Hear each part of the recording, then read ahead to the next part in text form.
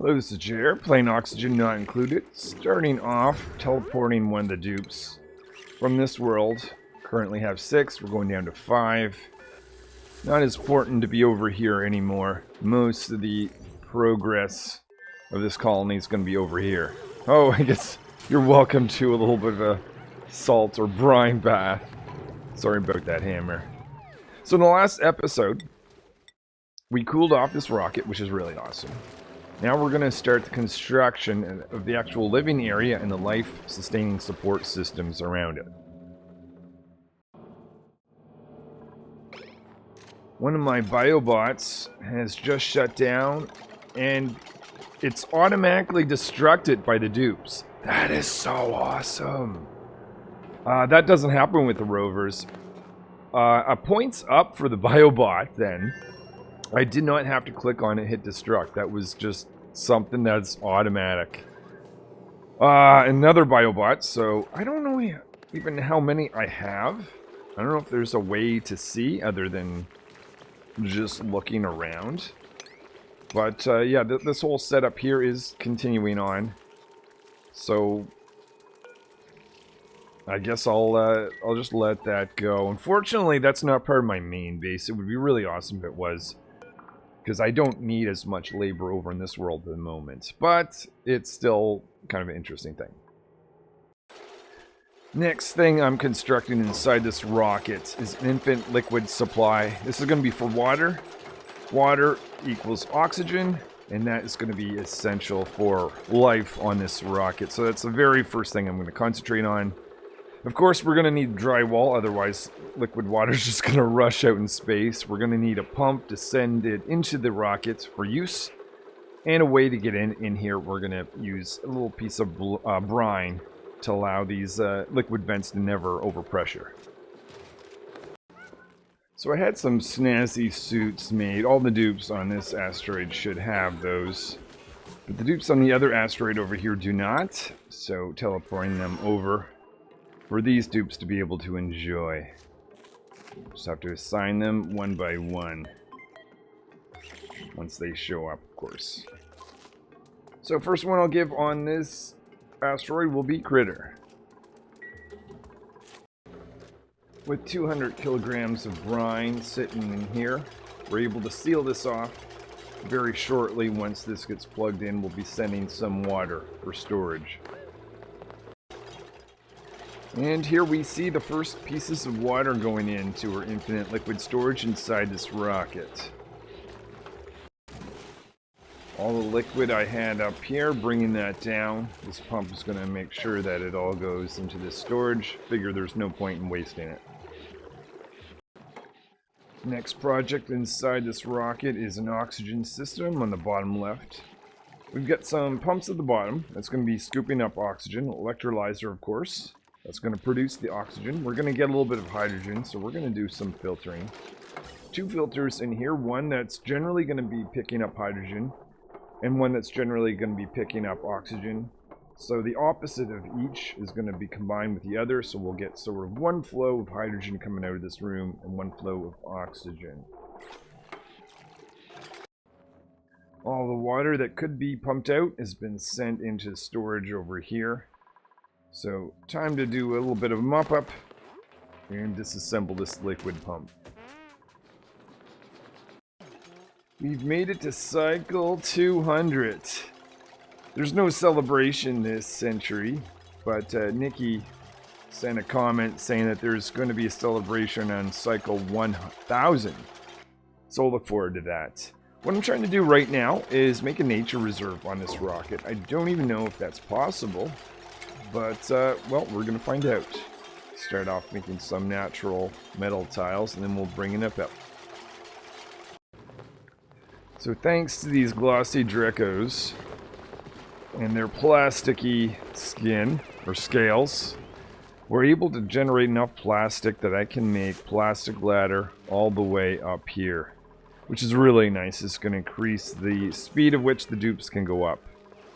On the rocket, taking advantage of that as well, so we're going to have plastic ladder here for the dupes to go up quickly. We're also going to put a fire pole in Since there's going to be lots of construction going on in this zone, figured that would be a smart thing to put in just to speed up this whole process. Pip has planted a bluff brayer right here, but it's not happy because there's no oxygen. So we'll have this oxygen system online for it soon enough, though. So starting to form some rooms. Pip here is planting some plants. And I'm going to experiment up here. I want to limit the amount of radiation. Just want to see if it makes any difference, the type of material I use. And I would say stay away from granite, igneous rock, or obsidian are good choices if you want to try to limit this.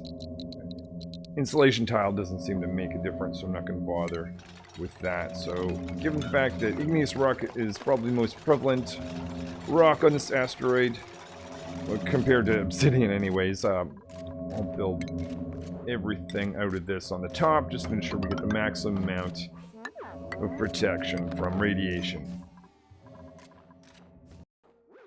Starting to plan the plumbing in this rocket, so to kind of get my head around this, putting together a washroom, also putting the carbon skimmer in to remind myself that I want that in there. So we're going to have a pipe for water going in, that's the easy bit. The more difficult bit is a polluted water going out, because that's going to have food poisoning in it. At least from the washroom. And we'll want to treat that. Or one possibility is just leaking it out in space. But I think there is enough room in this rocket to be able to properly treat that. I might have to miniaturize the system I typically make for this. But I think that's doable. While the dupes are out in space, seems kind of strange, but we can actually put a telescope on inside the rocket rather than as a module. But that's going to allow us to look around and discover stuff other than necessarily putting the telescope module inside the compartment of the outside of the rocket, which is kind of nice. So this is the miniaturized area that's going to treat food poisoning. Haven't done it this way before. I don't have a place to push chlorine in, so what I'm going to do is hopefully orchestrate this correctly and get bleach stone dropped off here first. Bleach stone will slowly turn to chlorine, which is exactly what I need here. Currently it's a vacuum, so that's awesome. As long as you are... okay, Beaker, you're a little too quick. Beaker. And I see the hammers get the bleach stone. I'm going to ask Beaker to take a run over there. So hammer can drop... I thought you had bleach stone. Do you not have bleach stone? Oh yeah, sorry. I thought you were building. Whoops. My mistake. My mistake, hammer. Alright, so there we have it built. Bleach stone is in there. We've got it set so that it's not going to leak out in space. And we've got 2 clocks. So the way this is going to work... it's going to start in the morning. Liquid's going to load into this area. I need the polluted water. And it's going to sit there for a whole afternoon. And then the evening cycle, get this through a knot gate. It's going to close this door, which will make the liquid, which will no longer have food poisoning. Oh, yeah, it needs to go through a water sieve. Can't go like that. But at least coming out of here, it doesn't have food poisoning. So I know what I'm doing next. Water sieve. I believe I've got all the plumbing in line now. Putting in a transformer will start some circuitry. So I've got all the polluted water going in to be treated. After that, through the water sieve. And then after that, that's going down here for storage and eventually be piped out. I guess there's one final thing I do need, which is the actual supply of all that liquid water to the base. So that's going to be going to the washroom, down here to the carbon skimmer, but we also, very importantly, will need that for oxygen generation. And I'm going to connect this now. And we should actually start to get some oxygen. We can even leak that into the base. So this top line, haven't decided what I'm going to do with hydrogen, actually. Didn't save space for hydrogen generator. That is one possibility. I would have to keep it cool, though. think I'll decide on that one later. Let's just concentrate on leaking some oxygen into the base. And for now, we'll just push hydrogen out in space. I don't think I'm going to be using it. I may change my mind later on.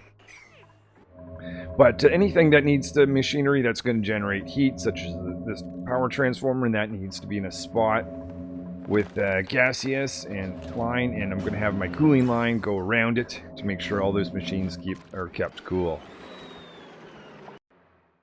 So decided to make a change. I am in fact going to have a hydrogen generator on this rocket.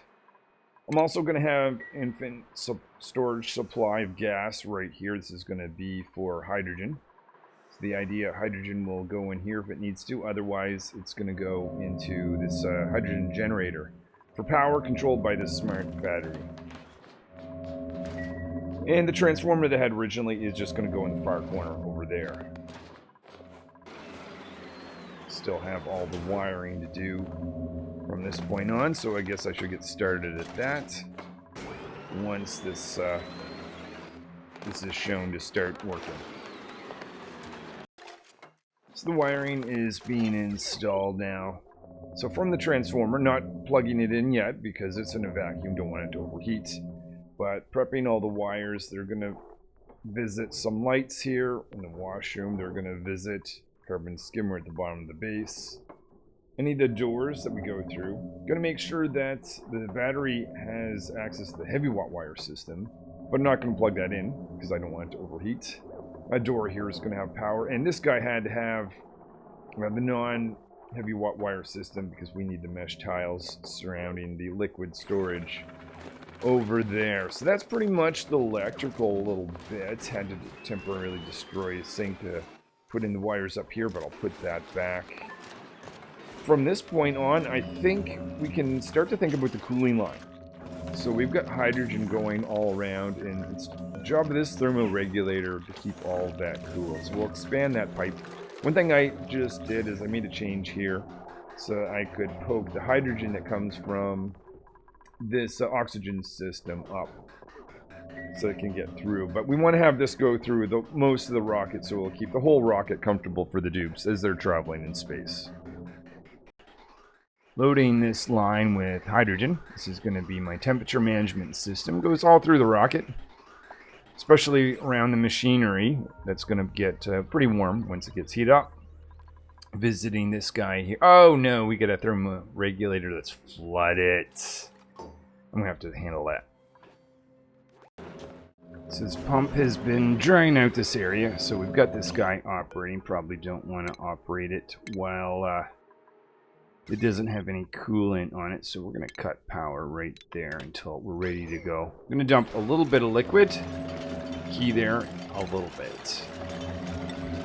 Put the storage bin there for all that stuff to go. So I chose this spot right here to store food. I want that to be in a vacuum area. So we're going to empty this brine bottle right here to prevent that vacuum from going out.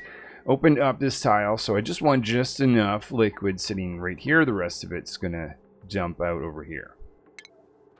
I'll put mesh tile, which is where the food's going to sit on top of.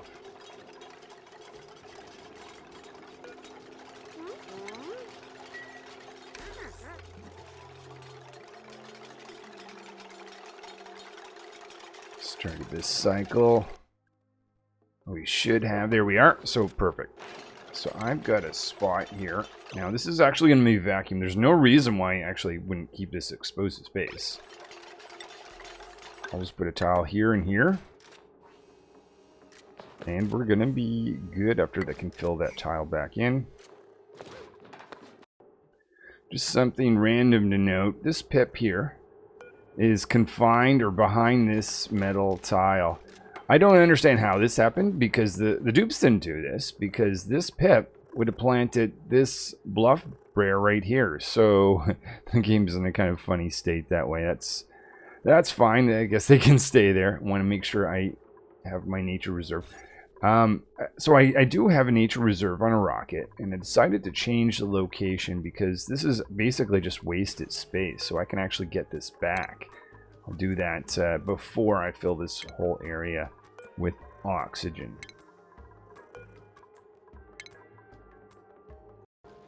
So the base has a bit of a power situation. My main power source is hydrogen. At the moment, hydrogen is not in the pipes. That's not because I don't have hydrogen, it's because I can't get these pumps to operate. So what I think I'm going to do just to get out of this jam is temporarily put in a manual generator just for this one pump. I'll disconnect it from the network just to get things going. But I'm going to have to think of a way to increase the power production. So I turned on, or put in a manual generator. That's going to push out some hydrogen. I can see the next episode's going to be all about... Oh, okay, that's all excessively going to the rocket. That explains so much. So I don't want that happening anymore. So, and that was actually going at priority order. Yeah, okay. That actually should fix itself out with that change alone. So what I was doing was I was essentially storing some hydrogen right here for the purpose of powering this rocket with this hydrogen generator. So we've got how much? 62 kilograms. I mean, that's decent. That's more than enough. Well, in fact, we'll be generating our own. So yeah, this is just going to be a temporary manual generator. Once the hydrogen reaches these guys, I don't think I'll need that anymore. Now pushing in some oxygen. This is coming from the base. So we'll do initial load from the oxygen from the base, and then we'll switch over to this this oxygen system, so it can be self-sustainable as long as we have water, of course. And maybe it's actually a good time we start loading this with more water, because the more water we've got, the longer we're going to last out in space. I've enabled the transformer on this rocket, and the other thing is I got these atmosuit docks. So this is going to be really awesome. It's disabled at the moment, just waiting for oxygen to charge. But when the dupes land somewheres, we can always get them to take their atmosuits on when they go somewhere, as well as take them off when they come into the rocket, which has, well, not a lot of oxygen right now, but it's going to have a lot of oxygen in time. So still waiting for oxygen to get into these atmosuits and the rocket itself. But I think that's pretty much it. Once we've got our oxygen, all I need to do is load in some food right here that's in a deep frozen state. And we're going to be good to go on our first mission, which will be really exciting. So overall, we've got a telescope, we get power production, both in solar, hydrogen, and manual generator if we have to. We've got some private bedrooms, 3 dupes is going to have that. Nature reserve, washroom, great hall. We've got recreation room. The dupes can call back home if they want to. Oxygen production area. Infinite supply of, or storage of water. So pushing in more water as we speak. Cooling apparatus. That's just, actually we can plug that guy back in now. That's going to keep the rocket nice and cool. Let's look at temperature right now. It's pretty warm. So this thermoregulator, excuse me, will do its job and bring the temperature of this rocket down.